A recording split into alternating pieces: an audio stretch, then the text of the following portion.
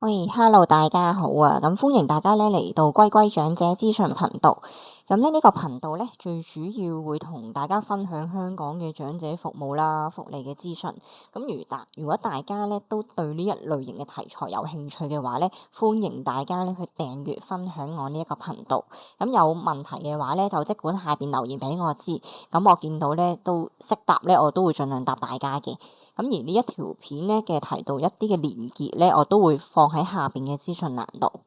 咁事不宜遲啦，咁今日嘅主題咧就係話究竟住喺半山係咪都可以申請送飯服務咧？咁樣咁咧一開始咧，我都會同大家講解下咧家居支援服務究竟係啲乜嘢嚟啦。咁其實咧，大家都可以咧上翻社會福利署個網站，咁家居支援服務咧之下咧，其實佢有好多唔同種類嘅服務，咁包括咧就係一啲清潔啊、護送啊，咁同埋今日咧我就最主要咧會係講咧嗰個送飯服務。咁其實咧呢一啲嘅服務嘅對象咧都一定要係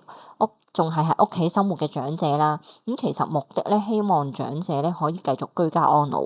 咁同時間咧亦都可以減輕呢一啲嘅照顧者嘅壓力嘅。咁對象嗰方面咧，其實就分咗兩個服務對象。第一咧就係長者，年滿60歲以上嘅長者，亦都係依然喺屋企生活。咁咧社工咧就會同咧呢一班嘅長者咧做一個叫做 Inter-Right Check-up 嘅評估啦。咁如果嗰個評估咧都評定咗嗰位長者係有輕度缺損程度或者再上嘅程度嘅話咧，咁其實咧佢就合資格咧去申請呢一個服務。咁當然陣間我都會再詳細講下咧，除咗呢一個評估之外咧，社工仲有冇啲咩其他地方咧係要做評估嘅。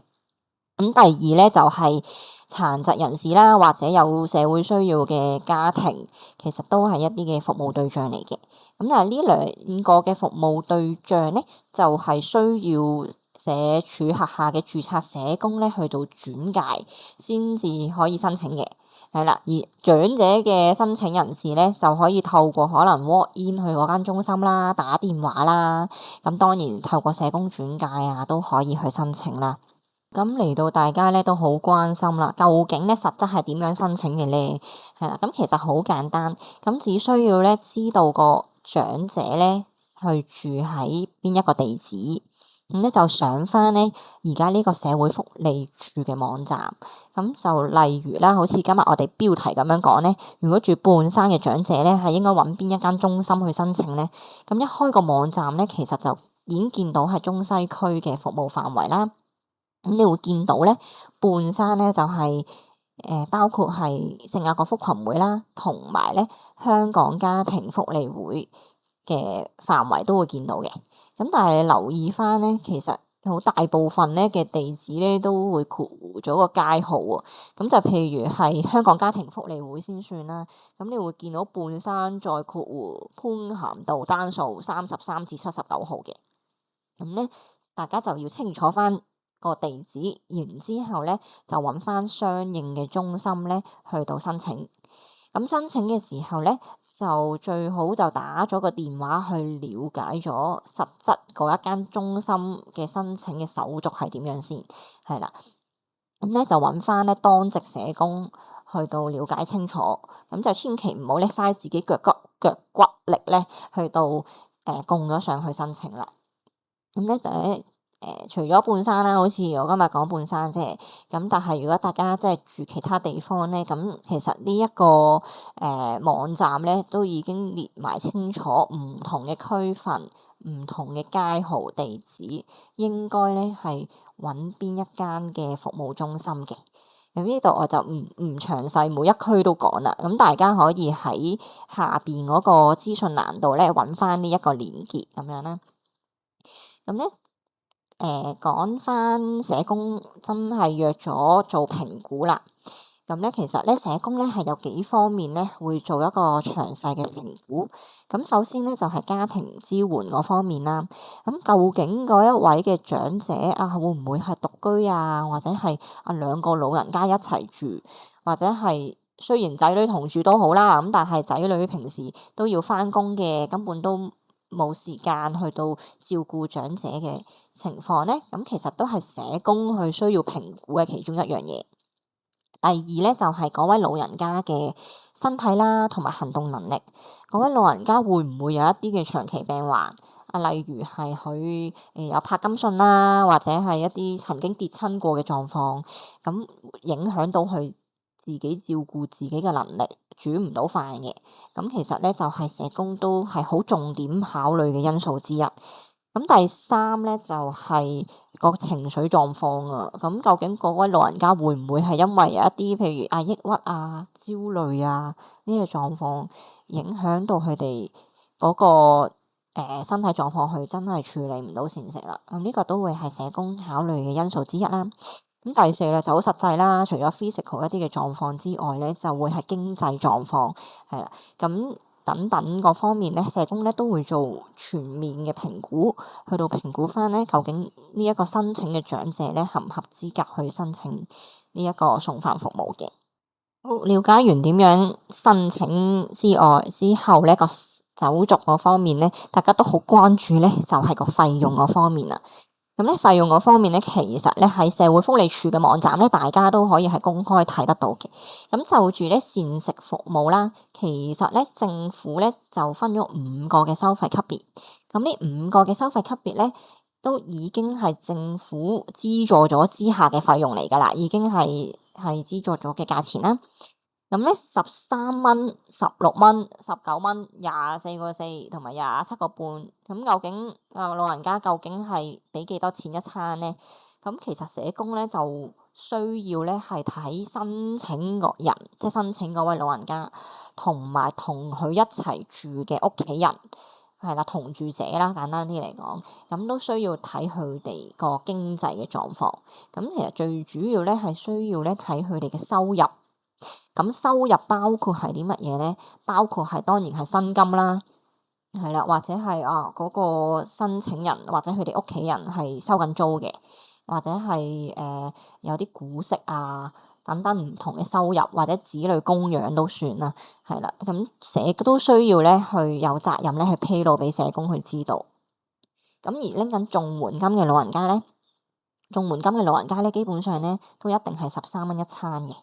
咁需要咧，嗰位申請人咧就需要出示一啲佢拎緊綜援金嘅一啲嘅證明啦，或者可能嗰封信啊、銀行月結啊咁樣都要出示俾個社工去知道。咁但係你話其實呢啲都真係好屬於我一啲好私隱嘅部分，我唔想出示啦咁樣呢啲經濟嘅狀況。咁其實係冇問題嘅。咁但係咧就需要咧，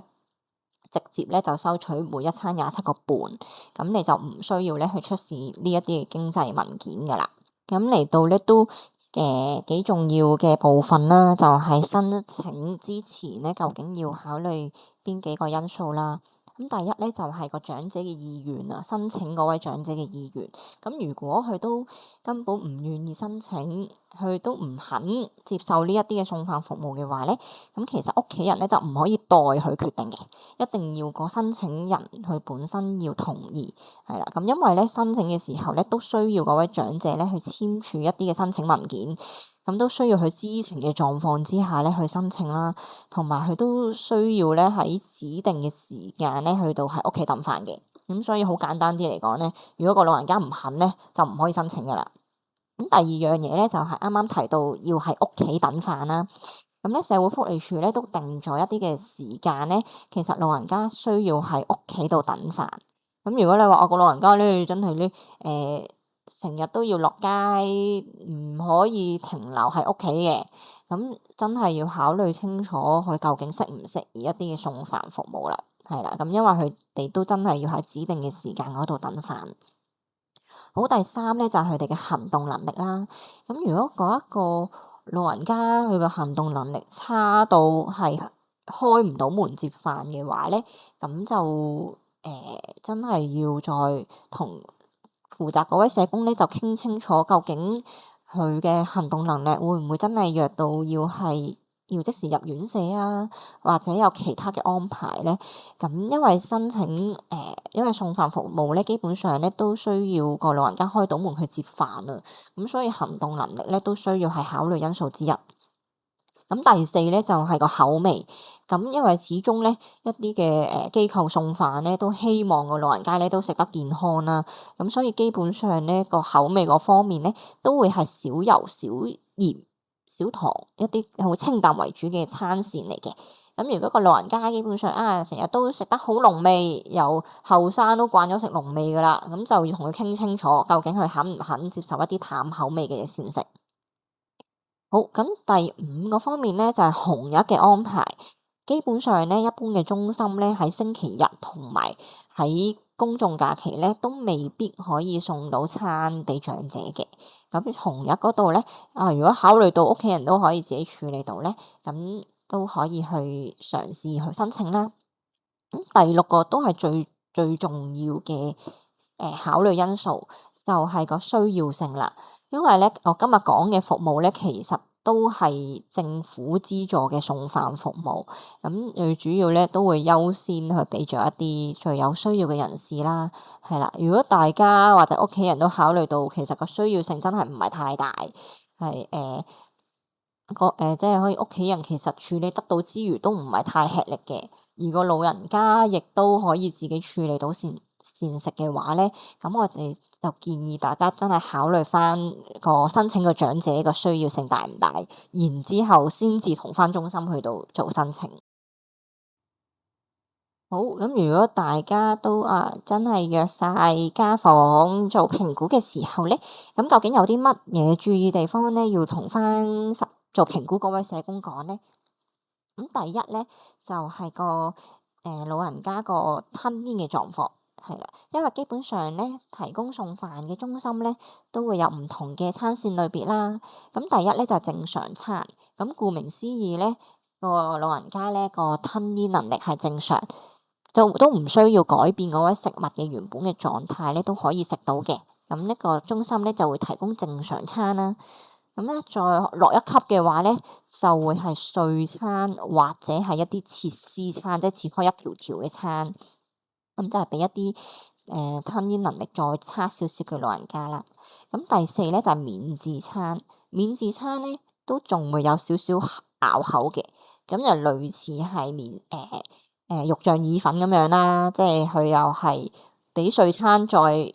碎啲。但係咧，亦都係有少少拗口，未至於到糊仔咁樣。咁到最後咧，就係糊仔餐啦。咁糊仔餐咧，就真係好似芝麻糊、合桃糊咁樣，係完全唔需要吞嘅狀況之下咧，都可以咬得到啦，都可以食得到啦。咁如果咧嗰位老人家咧，直頭手上邊有一張言語治療師嘅吞嚥嘅指示嘅話咧，亦都好歡迎大家咧去俾社工咧做翻個參考嘅，同埋做翻個安排。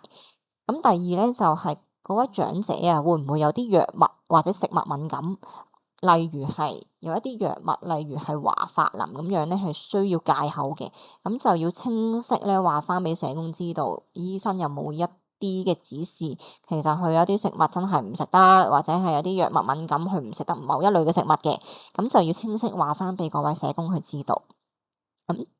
最後一樣嘢咧，就係提翻每一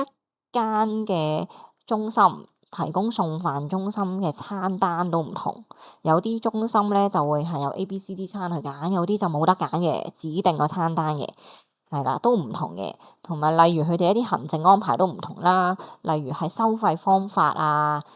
可唔可以電子支付定係一定要俾現金呢一啲都唔同啦。咁第三咧就係每一間中心嘅輪候時間或者佢哋輪候機制都唔同嘅，甚至乎需唔需要輪候咧嘅安排都唔同。咁一啲咁仔細嘅安排嘅操作上面嘅安排咧，大家咧都要自行打返俾相應嘅中心咧去自行了解啦。咁大家又會問除咗呢一類型嘅上門資助嘅送飯服務之外，究竟仲有冇其他相類似嘅服務咧？咁答案係有嘅。咁大家咧又係可以上翻咧長者社會福利署嘅網站啦，一啲長者地區中心嘅名單。咁其實咧呢一啲嘅長者中心咧，基本上都會有飯堂嘅服務，係啦。咁實質當然需要打電話去再了解清楚啦。咁呢一啲嘅飯堂嘅服務咧，基本上都一定要係社工做評估。咁佢哋基本上咧係會評估翻個老人家有冇戒口嘅需要啦，屋企點解處理，即係屋企嘅環境點解處理唔到膳食啦？會唔會根本冇廚房，或者係屋企唔適宜煮飯？咁第三咧就係個老人家落唔落到去中心去食飯啦，即係佢個行動能力啦，咁等等咧，其實都需要社工去做評估嘅。係啦，咁當然佢食嘅食物啦，同埋食嘅食物價錢咧，其實都係同啱啱講嘅送飯服務咧，都係相類似嘅。咁大家可以按翻呢個老人家住嘅地址咧，就打翻去咧相應嘅地區中心咧，去到問翻。咁第二咧就係除咗一啲政府資助嘅送飯服務之外咧，坊間咧都有少量嘅送飯即係上門送飯服務，而係一啲健康餐嘅送飯服務啦。咁不過咧，我就唔喺度咧幫佢哋做宣傳啦。咁如果大家有興趣想知嘅話咧，我就留言翻俾大家知道啦。咁但係留意翻呢一啲非政府資助嘅送飯服務咧，佢哋個價錢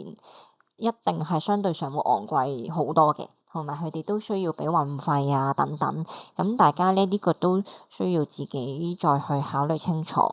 咁咧今日嘅影片咧就係去到咁多啦。咁如果大家咧都覺得呢條片幫到大家咧，都不妨俾個 like 我啦，或者身邊有朋友有需要咧，都 share 俾佢哋知道啦。係啦，咁大家有興趣咧就去訂閱我呢個頻道。咁今日條片咧就去到咁多先啦，咁就下條片咧就再見大家啦，拜拜。